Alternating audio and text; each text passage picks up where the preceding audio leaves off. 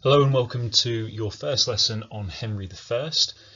This video will take a little bit of a different format to the previous ones that I've been putting up on YouTube, so it's going to be quite short. I'm going to ask you to do quite a bit of independent work on this.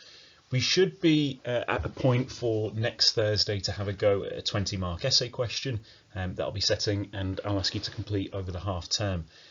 We'll be continuing to set lessons on Henry I, but I anticipate that we'll probably need an extra week, and we'll finish that in the first week of June. So if you want to get this down as part of your notes, we're looking at how Henry I was able to successfully consolidate his position as king following the untimely death of William Rufus in 1100. So we're going to specifically focus today on the years 1100 and 1101. We're going to try and assess the different reasons behind Henry's successful consolidation of power, and we're going to try and summarise them into three different areas. So if you were to have a 20-mark question on this, it's pretty straightforward. It's essentially, why was Henry I able to successfully consolidate his position as King of England?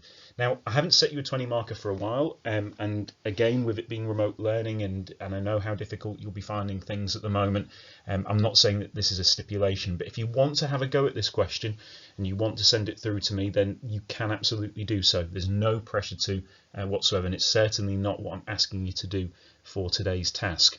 Instead, what I want to do is I want to go through the three different areas that Henry is going to have to deal with.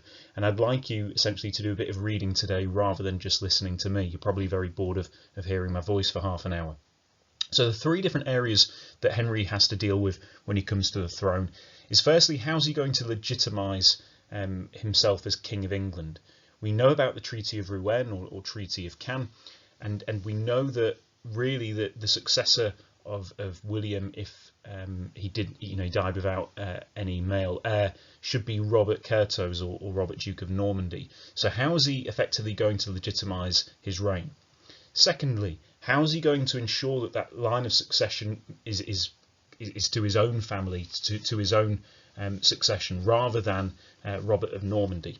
And finally, and the biggest chapter that you're going to have to look at for today, is you're going to have to look at how he dealt with any potential opponents that he had. So what I'm going to do is I'll have sent through to you via email and show my homework, all the reading that you need, all the information. I'd like you to read through that information and complete this table. Now, you've got a copy of this table, but by all means it might be the case that you want to go over a number of pages on this. The first two problems are going to be relatively short. So what we need to do is we need to look at why he needed to deal with the issue of legitimacy, why he needed to deal with the issue of succession. We also need to find out what Henry did, and you'll find that from your reading. And you'll need to assess why this was a successful move. Why were his actions a success, and why did it consolidate his position? We're not assessing whether or not Henry was successful. We are saying that he is successful. The third problem is the one that you're going to have to spend a little bit of time on, and what you might want to do is you might want to divide this particular problem into three separate parts. So what you might want to do is separate that column into three different areas. You need to look at the three different opponents that Henry had to deal with as in the first few months and first year or so of his reign. So you've got Ranulph Flambard, you've got Robert of Bellême, and you've got Robert Curthose or Robert of Normandy. It's quite confusing, obviously, that we've got two Roberts in this and that all of their names begin with the letter R.